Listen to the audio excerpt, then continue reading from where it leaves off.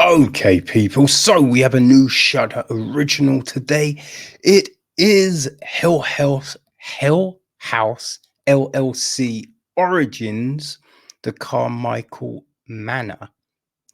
Right. It is written and directed by Stephen Cognetti.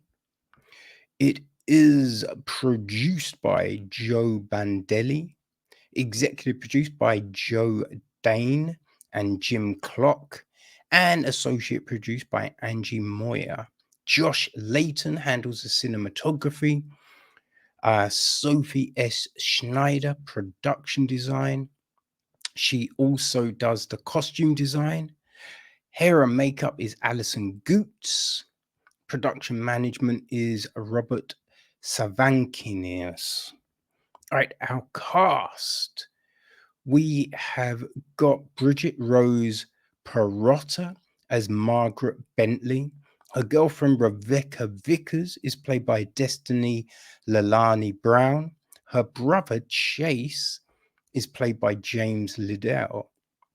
We then have Patrick Carmichael, played by Gideon Berger. His sisters, Catherine Carmichael, is played by Cayla Berejikian, and Margaret Carmichael, played by Victoria Andrunik. We then have got Eleanor Carmichael, played by Marlene Williams. Arthur Carmichael, played by Robert Savakinus. Right. We have got Bradley Moynihan, played by Darren F. Earl II. Alice Harper, played by Soraya Swoka. The 80s news anchor is played by Thomas J. Cipriano. Donald is played by Michael Caprioli. Antique Store Clerk is played by Celeste Sission.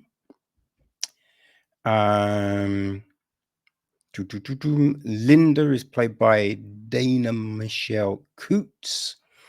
And the Hell House Clown is played by Joe Bandelli.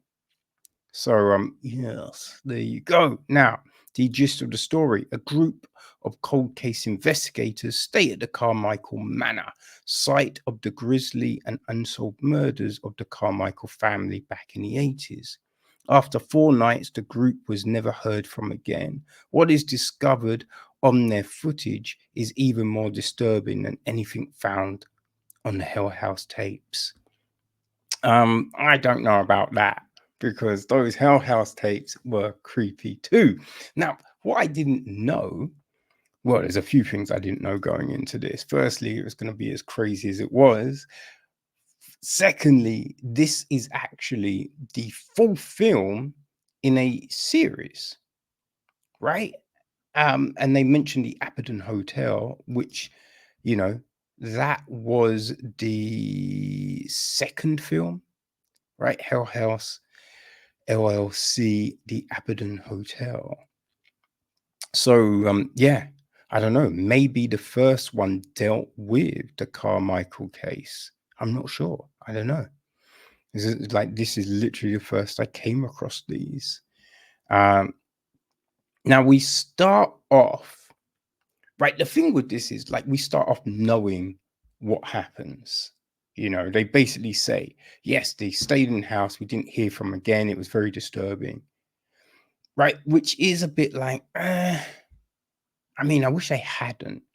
Right, I will say though, it is filmed in a way which did remind me a little bit of Blue Hour, right? The film we looked at about a month or so ago, because you have got, I believe it's Arthur. No, it's not Arthur. It's I think it might be. Actually, I'm not quite sure. I was going to say Bradley, but I might be wrong. But anyway, we have Rebecca, Margaret's friend, who set up the internet sleuths website. He's talking with another lady, and then basically like a documentary style, right? That's why we're kind of, in a way, had a similar kind of things like Blue Hour, right? So they're talking about, what they found when they've uncovered these tapes and what might have been behind all of this. So that, like, this is produced very well, right? The old 80s footage really looks like old footage. That it's when people take that little detail, right, and ensure that everything looks and feels, that's great. So I think from a vibe point of view, this was very atmospheric, right? It's gonna say it's creepy as fuck. It's creepy as fuck. The the thing with it though, right, because I thought the acting was very good. Everything was really good.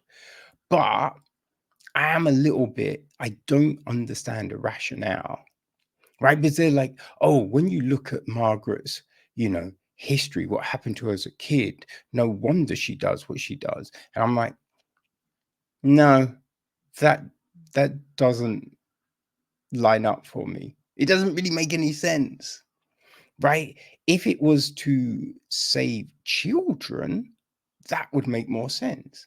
But it wasn't. So I'm just like, how, huh? What are you talking about? Then we just have those things, right? Where crazy stuff happens, but they're like, you wait here, I'll go there. And it's just like, no, no, no, no. You would go together. You know what I mean? Like, you can buy things which would have a camera running, and it could turn and rotate to capture things, motion detection, and all of that kind of stuff. You could do that. So why wouldn't you?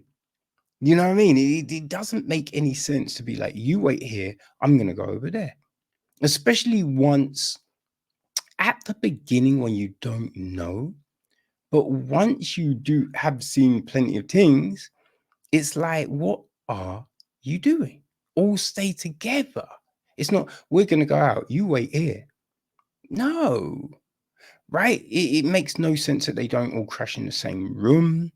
Like, they don't block the door. There's so many things where I'm just like, yo, if this shit's going down, surely you would do this, and this.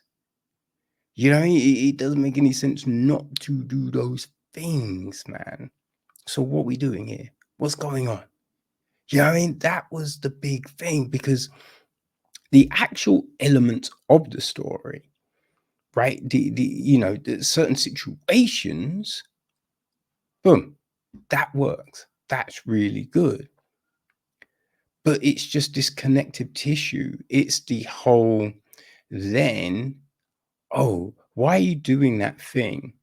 Right? Someone's doing something creepy, and then the other person's like, oh, why are you doing that? Okay, go away. Okay. It's just like, what, you leave it there? Right? You're not gonna just go, you know what? I'm just gonna tell the police, or I'm gonna go and tell this. Like, you do something, or it's just like, I ain't staying in this house. You know what I mean? There was too many things like that for me, where I don't understand. Right now, to have a 90-minute story, yes, you need the people to do certain things, but I just wish it was in a way that made more sense, right? Made more sense for, just a logical reason, for people who are freaked out, right? For people that are worried, right? What do you do? And especially, right, you have, they've supposedly investigated loads of spots. None of them have worked out. But Margaret feels this is the one. So the question is, right, what's the end goal? You know what I mean? Like, if you see something, you've got your camera to record it, but chances are the thing you're going to see isn't going to be friendly. You know what I mean? So what happens then? Right? And there's nothing. It wasn't like, like with Ghostbusters, they've got the traps, right? So it doesn't always work out, but they've got the traps. But here, there's nothing. So it's just like, yo, I get it. I mean, I don't. Like, I ain't doing that. You feel me? But surely you're going to go in and you're going to have something. Even if they had the Bible, a cross, a rabbit's foot, or something that they thought might work, and maybe it doesn't, but they thought it would. Right? Something. But there's nothing. There's absolutely nothing. So, yeah, that's my only thing. Like, other than that, the film is like really well done. Really well done. I think if you like found footage, you're gonna love this, right? I imagine if you've watched the previous Hell House films, you're gonna love this. You know what I mean? It's all good. I just don't understand the rationale, you know? But that was some creepy shit. I'm gonna have to go and watch the Care Bears or something happy and shiny to remove these chills, people. So yeah, Hell House is out on Friday on Shudder. Enjoy.